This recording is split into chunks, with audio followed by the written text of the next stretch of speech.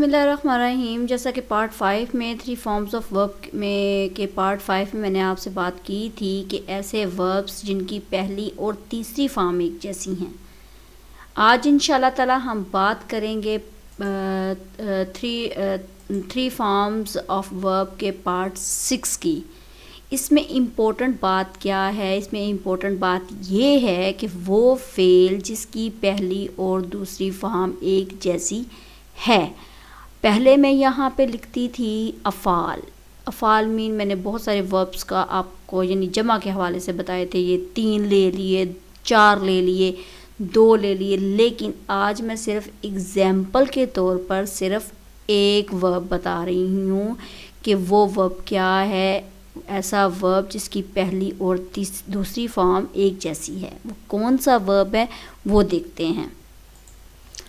पहले लेंगे प्रेजेंट, फिर मीनिंग, फिर पास्ट पार्टिसिपल, फिर यूज़ ऑफ आईएनजी। अब पहला मेरे पास प्रेजेंट में वर्ब क्या आता है? बीट यानी मारना।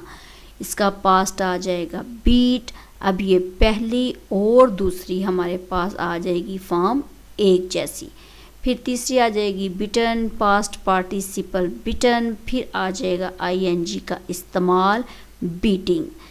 ये थी मेरे पास 2 मिनट की एक छोटी सी वीडियो।